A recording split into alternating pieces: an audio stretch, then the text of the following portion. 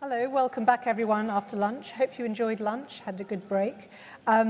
Next up we have a really special session for you. We've invited two prominent leaders who are shaping the AI landscape. Derya Matras, who's Vice President, UK, Northern Europe, Middle East and Africa at Meta.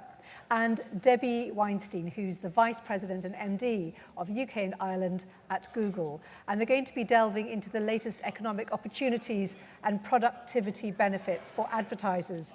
They will each give a keynote before joining me for a Q&A session, and I'm sure you'll have a lot of questions to ask. So please do use Slido to send these in. We'll try and cover as many as possible. I'm very conscious that a lot of the narrative around AI, certainly news media, has been focused on fear. And so it'll be really interesting to see a presentation which comes from a very different and more positive perspective. So without further ado, please welcome Derya to the stage.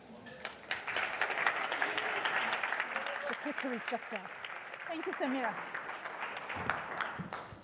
Thank you, Samira, and welcome, everyone. I am delighted to be with you here today in this pivotal and exciting moment in the journey of AI. Today, we will talk about how AI can unlock human potential. And I just wanted to share a personal experience, a recent experience that I had. Last week, I got a call from the school nurse. For the parents in the room, we know that that's the most dreaded call that any parent wants to get. It was a health scare about my son, and we took him to a hospital, to a specialist, a neurologist. So before I continue further with the story, all the results came okay. I'm relieved and grateful. But when the doctor was doing some tests and assessments, looking at his physical strength and coordination, motor coordination, he asked us whether he knows the VR headset Quest. I said, yes, actually I work at Meta, we know about Quest. And he said to my son, if he wants to improve any skills like basketball or playing ping pong or handwriting, he can use these VR headsets. Actually, he's working with some neurorehabilitation patients and getting great results, and practicing virtually is also improving their physical skills. My son was delighted, of course. The moment we left the doctor's office, he was negotiating with me, Mommy, does this count toward my screen time? And yeah, that was nice.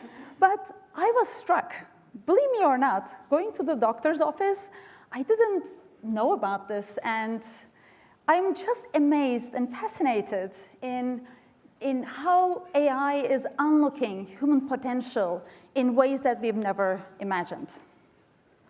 And some of you might be thinking, you just gave us an example about VR, and you're now telling us how AI is unlocking the human potential.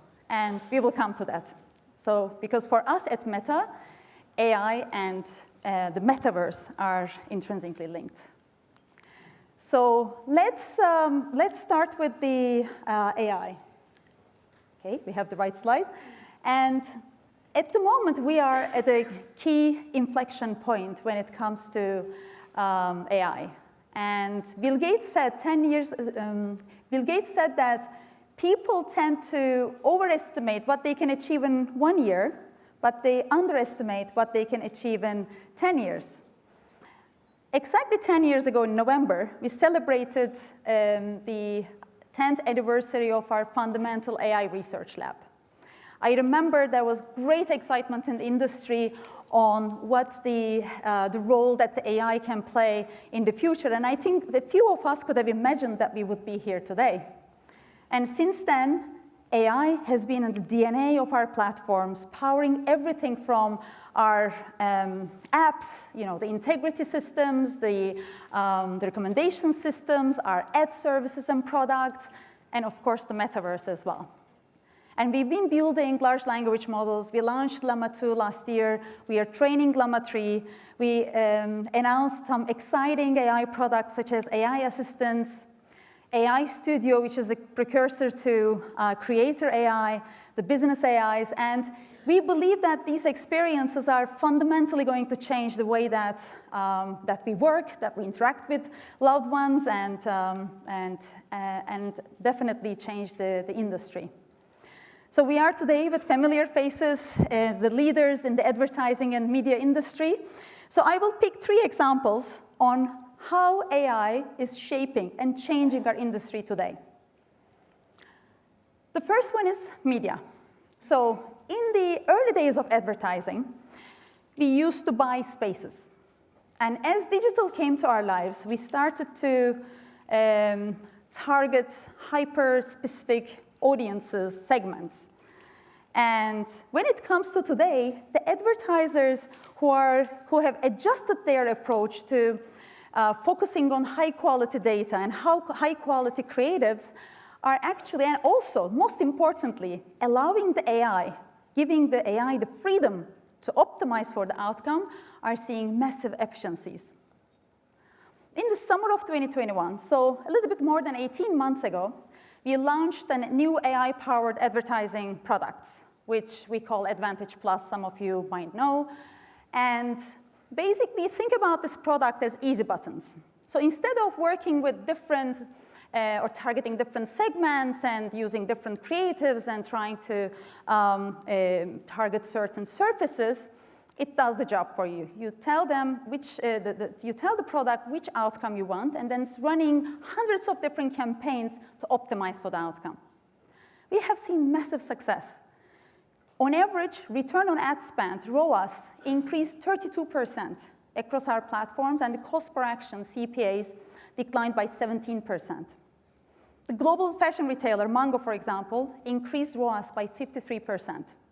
So there are nearly no advertiser on our platforms not using one of the Advantage Plus products. So this is about media. The next one is creative, because more we employ AI for media effectiveness, the faster we move in that space, the more we need creative diversification. And creative skills are very specific and very hard to scale.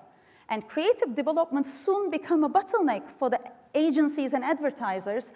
And it's one of the areas that AI has been democratizing and making creative development easier for agencies and advertisers. And this is an example of a text-to-video image that you can see in 2022 versus 2023, like how much progress that we had just in 12 months. And imagine, where it can go in like 5 years from now. And it's better practice like this, creating a whole video with a voice prompt or a text prompt, or it's variations of an ad copy changing the text or background. It is saving time and resources for the advertisers. In a survey that we did with the advertisers on our platform who use Gen AI tools, half of them said that they save 4 to 5 hours per week. And that means 1 month per month of savings, that the time that we can spend not on manual tasks, but in more value-creating and high-impact areas. The third example I want to talk about is messaging. We see that the main form of communication is moving to messaging. Think about how many calls do you get in a day? And think about how many messages do you get in a day? So the main form of communication is moving towards messaging. And because people connect with their friends and families on messaging, they also want to communicate with the businesses on messaging as well. And commerce is moving to messaging. And with the rise of the large language models, imagine incorporating them within the messaging, what kind of productivity and efficiency gains that it can create for businesses. So one example here that we have done with Volvo, we integrated AI into their WhatsApp account. And this is their new model, EX30. And you can see that AI is integrating, communicating with the customers, responding to queries in a conversational format. Just look at the stark difference, the experience that we had maybe like 5 to 10 years ago with the chatbots and how different it is. And think about the productivity gains that it can create for businesses, the upsell and cross-sell opportunities going into the future. So these are 3 examples just from our media industry and how AI is impacting the media industry. And our aim, our goal is to be building the most popular and most advanced AI products in the future and now. And if we succeed, everybody who are using our products will have an AI assistant. Every creator that are engaging with our platforms will have a creator AI to engage with their followers and with their audiences. Every business will have a business AI to engage so that their customers can engage with them and buy products and get service. And every developer will have a state-of-the-art open source platform to build with. At the start, I know that I talked about how metaverse and AI is coming together, and let's talk about the metaverse. So if you take a step back, every 10 to 15 years or so, we see a massive technological shift. For example, we moved from the desktop to web to mobiles, and we are moving and communicating in text to images and to videos and more immersive form of videos like 360 videos and AR and so on. So that is the trend of the communication technology that we are seeing in the communication technology. And we believe that in the future, people will want new categories of devices that they can integrate, they can communicate with their AI assistants without having to take their phone from their pocket and press the buttons on the screen. And you might be thinking, those mixed reality headsets are no time soon replacing my mobile phone. But just looking at the audience right now, how many of you are wearing glasses? Pretty much half of us are wearing glasses. And we believe that the glasses, smart glasses, are going to be an important form factor going on this journey. And that is how our AI vision and the metaverse vision is coming closer to one another. So last year, we launched also Ray-Ban Meta Smart Glasses, and we are integrating our most advanced AI assistant, Meta AI, into these glasses.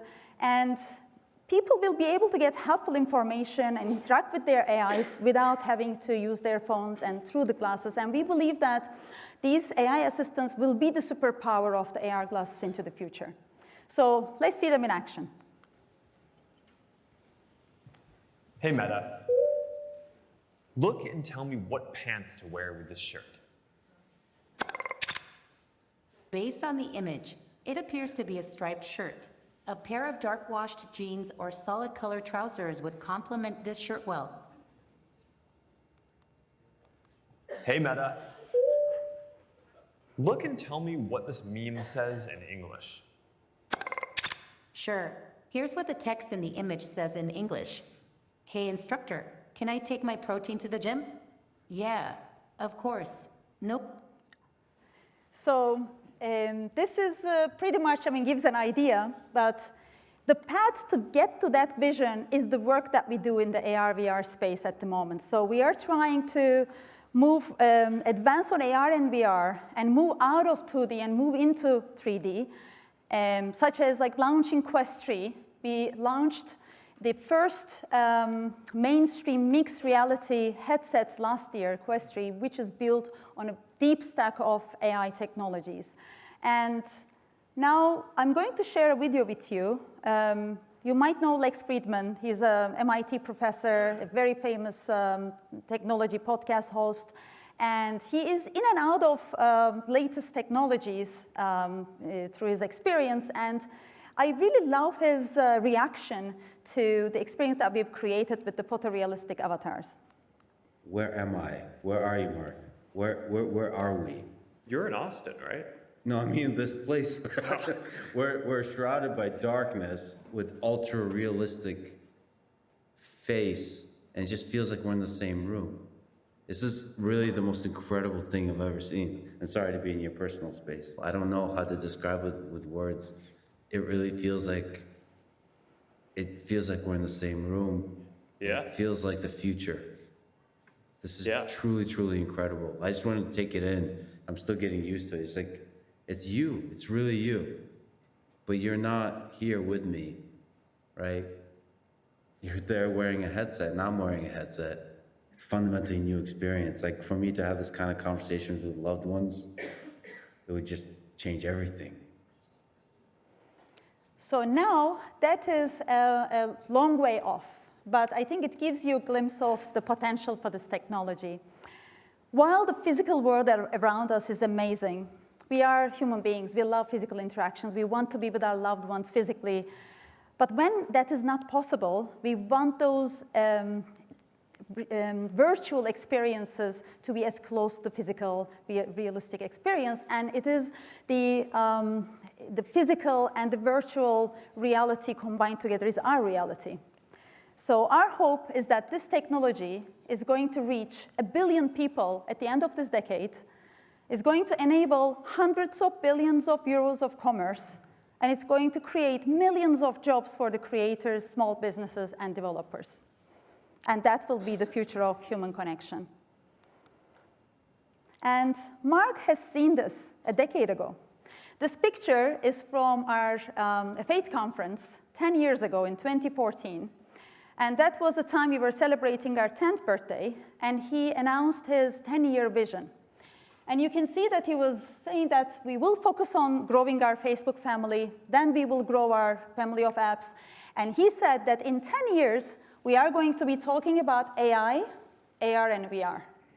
And here we are in 2014, that we are talking about these technologies converging to one another. And our big bets then still continue to be the most important 2 big bets also for the future. And I'm proud to say that the UK is playing such an important role in this journey and in this vision. We have the largest engineering hub outside of the US.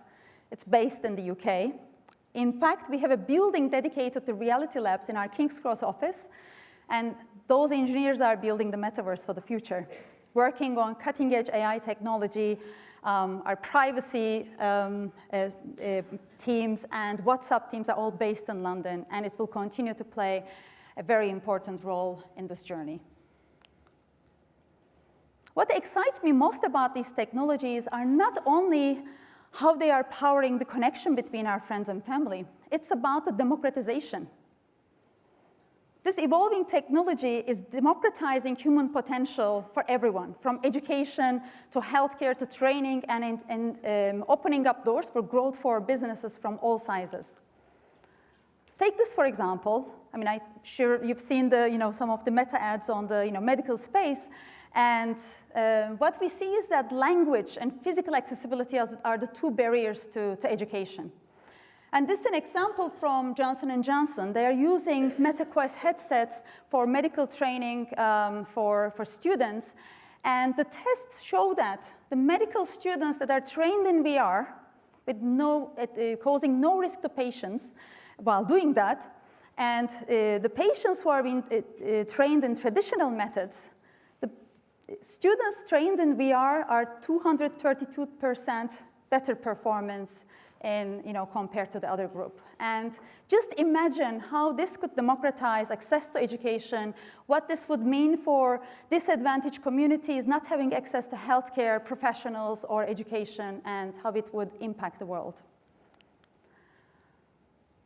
That's why we believe in democratizing the ecosystem as well. That's why we believe in open source. We are the leading tech company investing in open source for a decade now.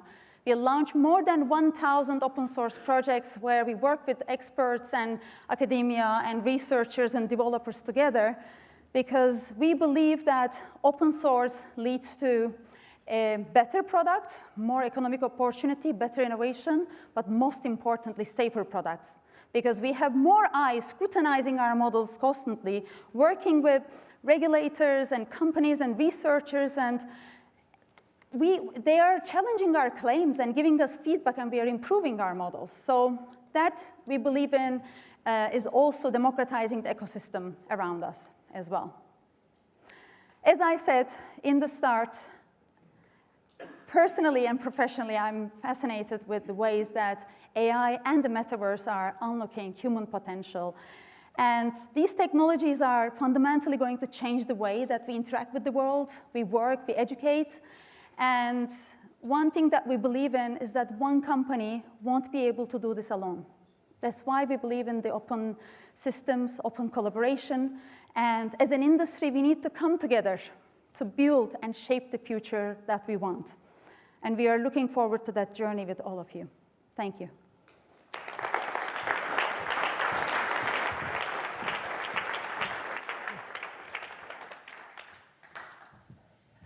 Thank you so much. I already have so many lovely questions I'd like to follow that up with. Let me hand over straight away to Debbie Weinstein, who's going to give our companion presentation. Then we're going to have questions.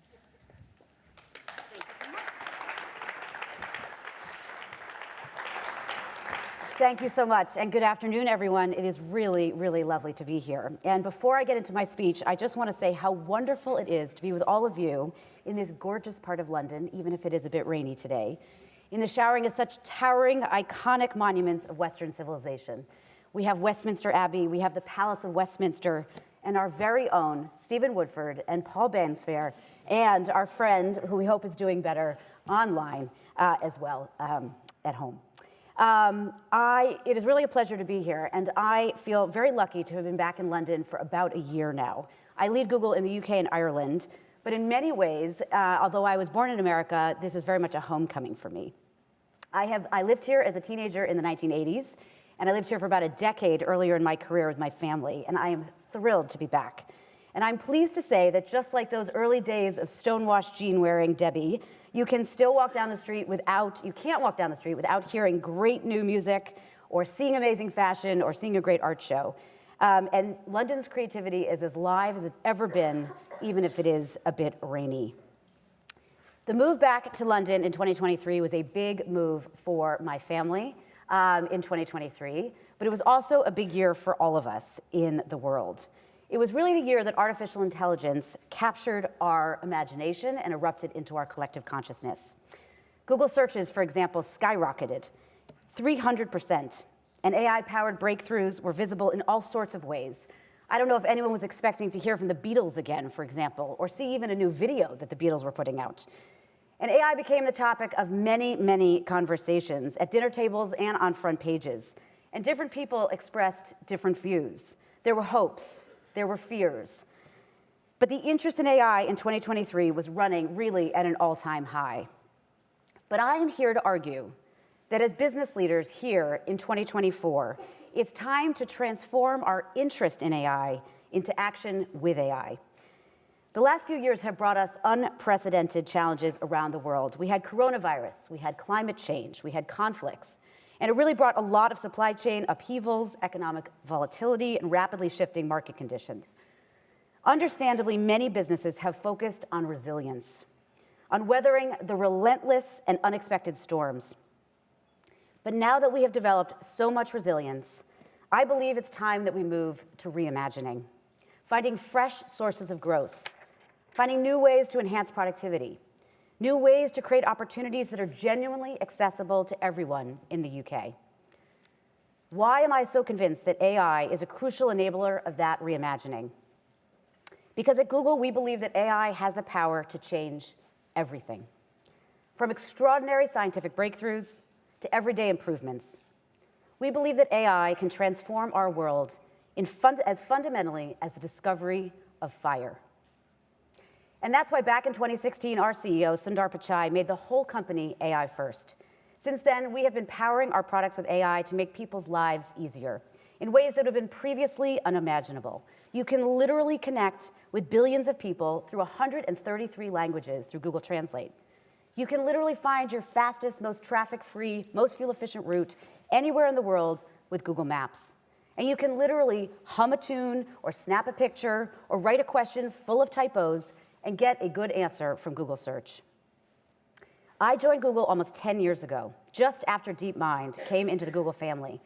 And it was a really important milestone for our company on our AI journey. And in that time, we have seen extraordinary scientific breakthroughs. For example, proteins are the building blocks of life. But figuring out the structure of one protein could take the length of an entire PhD. Google's DeepMind AlphaFold tackled that challenge and gave the scientific community the equivalent of 1 billion years of progress by predicting the structures of 200 billion proteins. That's almost all the proteins that are known to science. And now nearly every biology lab and every medical research entity is using these structures in their work. And they're ensuring we're getting faster to drug discovery, to issues like malaria, and antibiotic resistance. And in the last year, we've seen the power of generative AI with its wizard-like ability to conjure text and code and images. It's tempting sometimes to see this as hype or gimmick, but we believe that this technology is powerful enough to accelerate economic growth. Like the steam engine or electrification, generative AI will be a huge force for growth as it becomes more widely diffused and complementary innovations arise. It would be irresponsible to ignore these potential benefits, especially here in the UK. Research from Public First found that AI could add a staggering £400 billion to the UK economy by 2030. That's the equivalent to 2.6% annualized GDP growth. For an economy that has been sluggish, I think that we can all agree that this is critical. For the average worker, implementing AI tools could save over 100 hours a year, freeing up 2 full weeks of work, which is even more than the impact that we saw at the advent of Google Search. And think about what AI-powered productivity could do in the public sector. Our research identified a potential savings of 700,000 hours of administrative work that is currently being done by GPs and teachers. Imagine the time that they could spend with patients or with students in the classroom. As business leaders, the power to transform organizations, our sectors, and our economy, it rests in our hands. But I know from my conversations across the country that many of you are feeling a little wary, sometimes a little dizzy, sometimes a sense that it's happening too fast, or it's confusing about where to start. And I've really seen many different responses to this. Really, they come in 2 camps. I've seen some businesses that are embracing 1,000 AI flowers blooming, and I've seen others that are trying to lock down AI tight to ensure that they are managing risk effectively. But the thing is about AI is it's a horizontal technology, and it can be applied to many areas. So it really begs the question, how do you ensure you as a business leader are making the most of the opportunity? I want to share with you 3 guidelines that we think are crucial. The first is embrace the use of AI on your most business-critical objectives. Too often we find that new technologies are seen as shiny toys, far removed from the core needs of the business. But AI is too important to squander.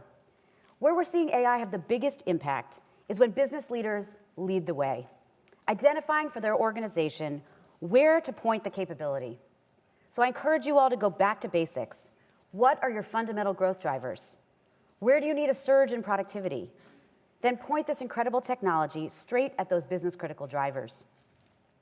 As an example of this in action, we're working with a retailer who knows that customer service agents are key to ensuring better and more profitable consumer experiences. So they're looking at how they can reinvent their customer contact centers.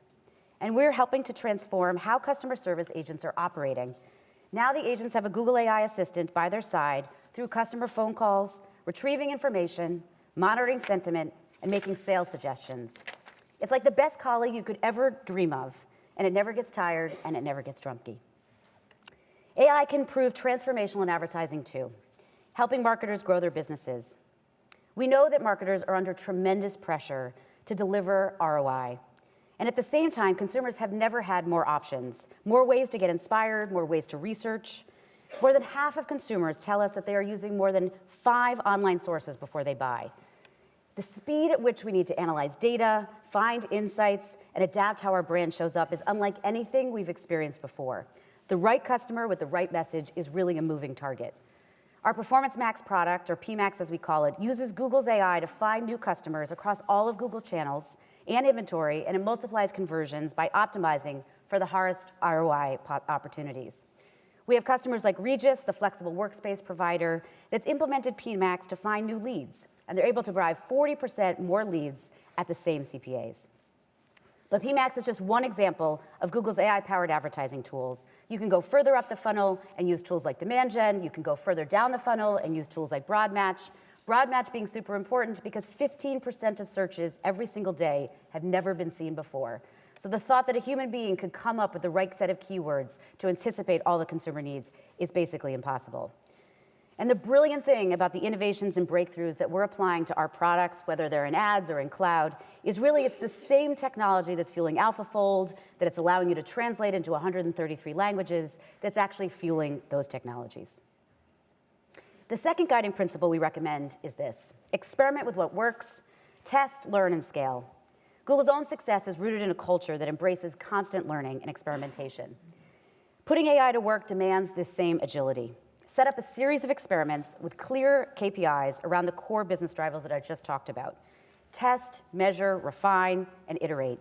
Figure out what works, and then scale, while not being afraid to stop things that aren't delivering. The well-loved fast food chain Wendy's is trying lots of things with us in the AI space, but in particular, they're working to make their drive-through windows more productive. These are one of their key sales channels. And one of the challenges they have there is that people ask for things in lots of different ways. And so it's a great application of AI to use that technology to interpret what it is that the consumer wants.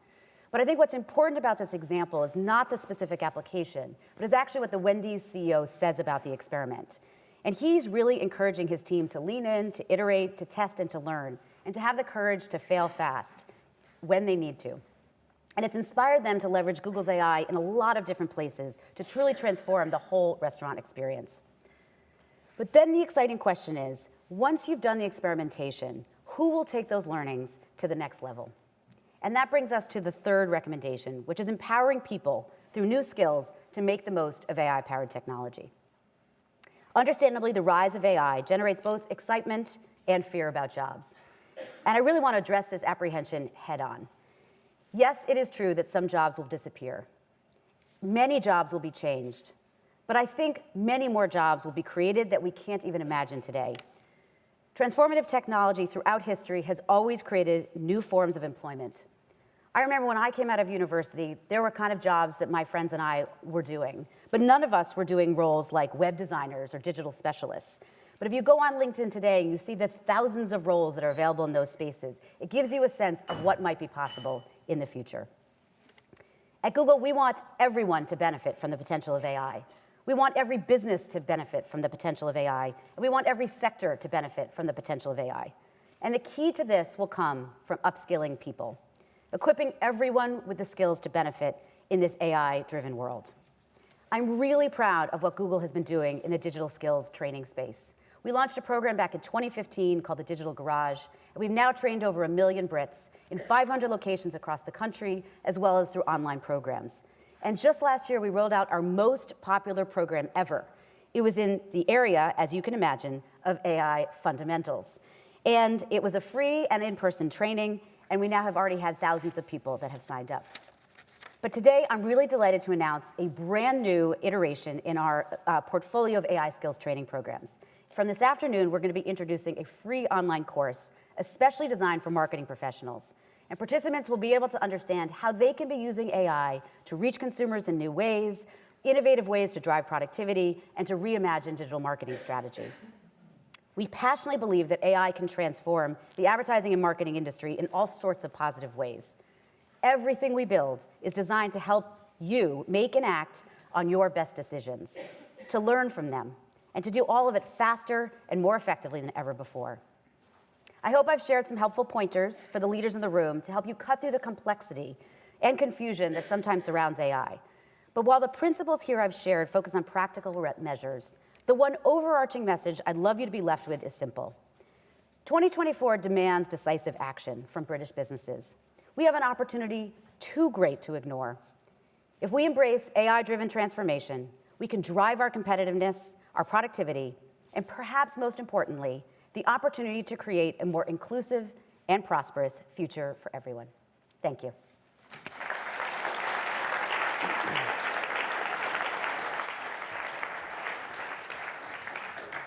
Thank you so much. And can I invite Derya back up as well? We'll take some questions. Right. Thank you so much. You've both outlined a huge range of issues, but can I start with, given the audience we have here, if you could give a particular insight into how advertisers could be thinking and preparing for the uses of AI. I don't know if you want to go first. I mentioned a little bit in the presentation as well. So the advertisers, so we are thinking about two ways of empowering the advertisers and increasing advertising effectiveness. The first that I mentioned, the AI, and the example of the Advantage Plus suite was is one. And actually it does two things. It increases the efficiency for the advertiser, and also gives additional creative tools to optimize the campaign performance. So it's the easy button example. Instead of manually setting up hundreds of different campaigns, the easy button does it and optimizes already for the outcome. So that's one way. Okay. The second is the Gen AI tools that we offer, for example, text variation for a certain campaign, and background generation, just like playing with the aspect ratios of different images, etc. That increases the campaign performance as well. So those are the two ways. Apart from that, we see that communication trend on our platform is moving towards more Reels type short format, more participatory formats, not lean back. And this has been growing incredibly over the last 2 years or so. And we want advertisers also to be a part of that. So introduce the Reels ads, and we see significantly better campaign performance on that. And right now, I think 75% of our advertisers already use it. For example, one of my favorite brands, Sweaty Betty, has had 90% higher add to cart after using Reels and leveraging creators. And that's like more than 60% ROAS improvement. Okay. The last way is the business messaging.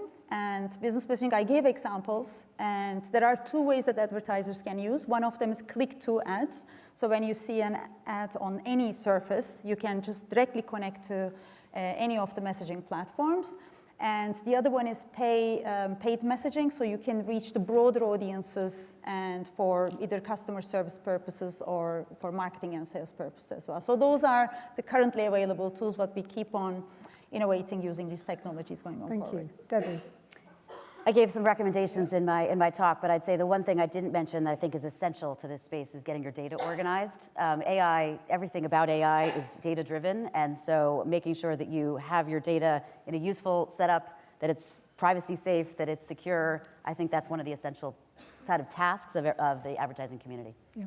So a couple of the issues that come up inevitably when we start talking about all the positives are some of the ethical challenges. And one of the ethical challenges is around IP. Mm-hmm. Concerns about, you'll know that there's a lawsuit in the States, I think, against OpenAI brought by a number of writers who feel that their materials are being kind of used to create AI tools and they're being ripped off. So I wonder what both your thoughts are and what you're both doing in your corporations about recognizing that challenge. Yeah, absolutely. It's super important. And I think that one of our commitments at Google is to the open web and making sure that publishers in particular are able to generate traffic, generate advertising business. And so we have long been sort of major supporters of news. I think we are the world's largest supporter of news kind of anywhere in the world.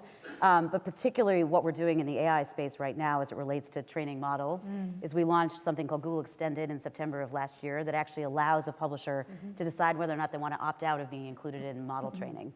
And so that's really a tool that's now available to them. And obviously we're in ongoing conversations with publishers, I would say on a daily basis, about how it is that we're going to make sure that these tools roll out in a way that is successful for the whole ecosystem.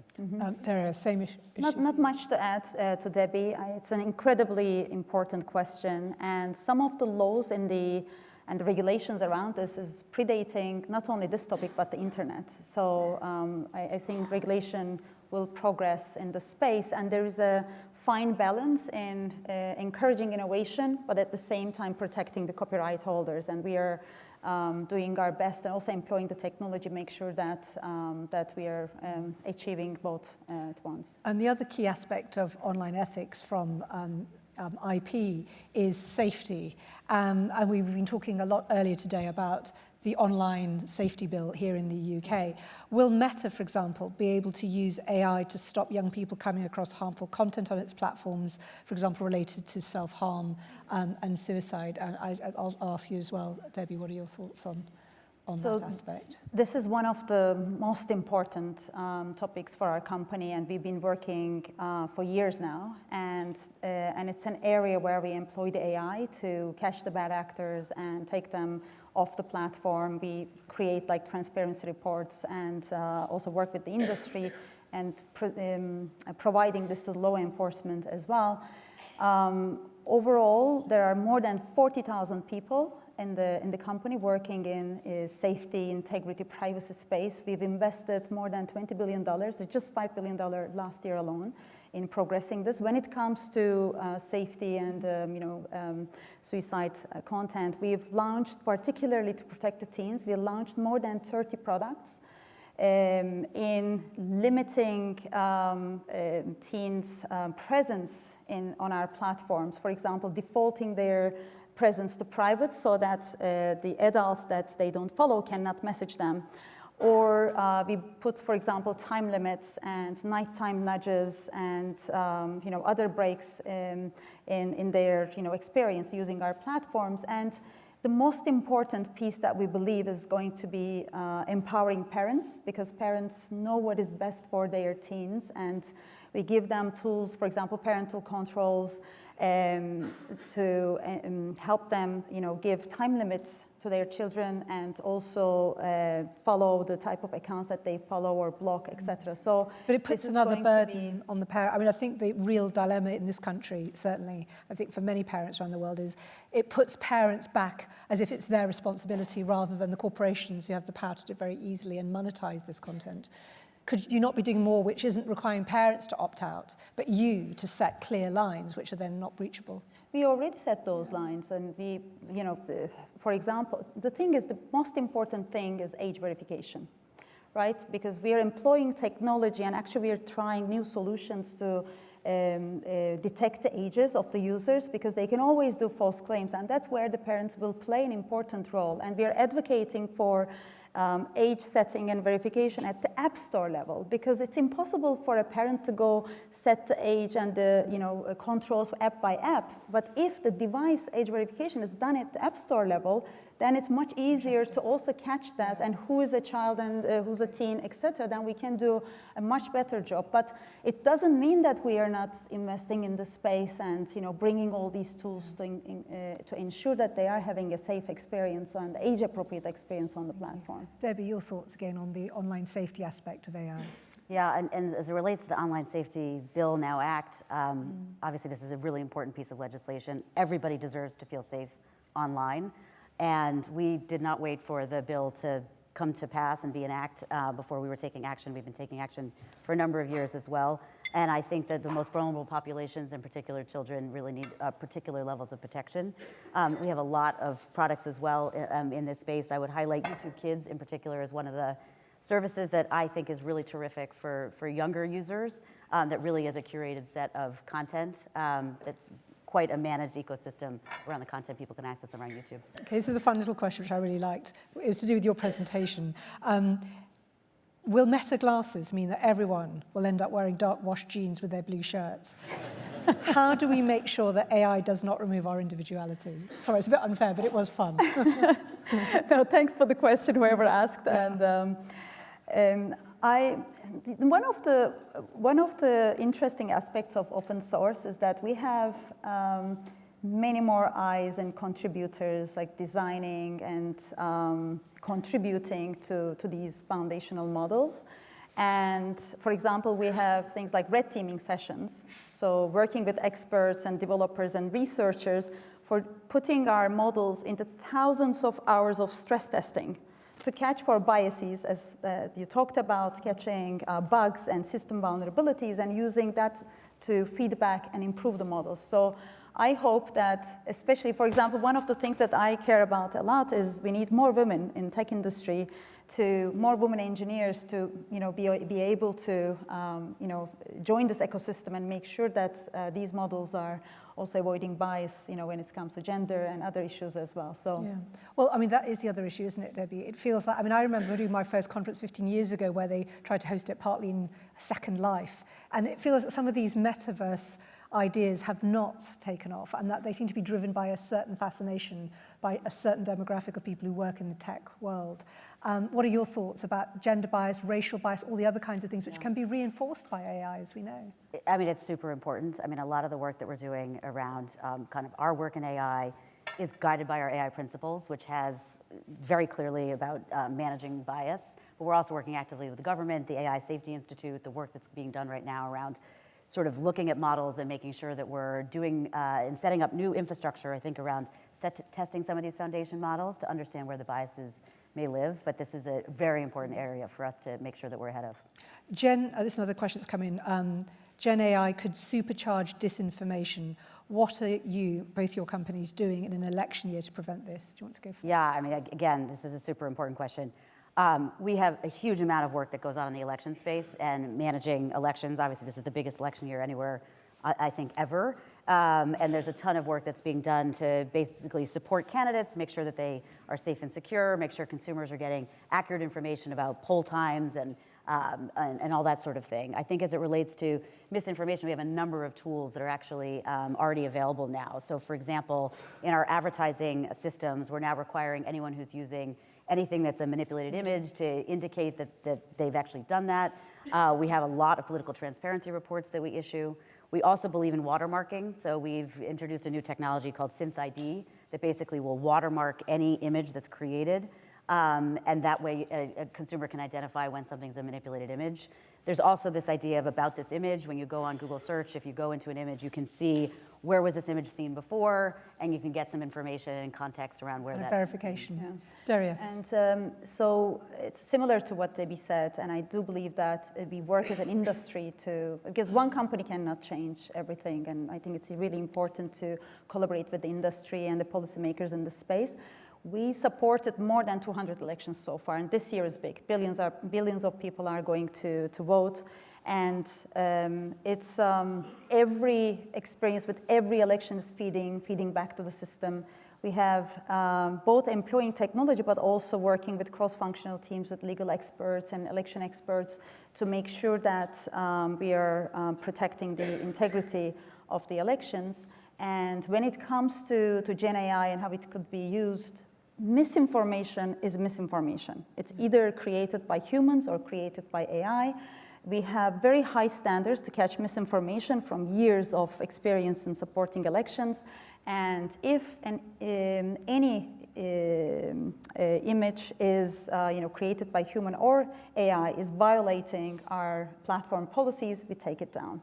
If it's not, then we are working with fact checkers, for 90 fact checkers in 80 different languages to either downrank this content, we label it, downrank it for transparency and for educating the users that are using our platforms as well. And hopefully we will also have a strong year this year in supporting the elections, doing our best. Okay, a final question. It's two questions, but they kind of go together. How do you see Gen AI changing paid search across the next 5 years, and what does that mean for advertisers? And what kind of goes with it is, should we be worried about the use of AI in search, limiting traffic to our own sites if info is curated and presented within Google itself?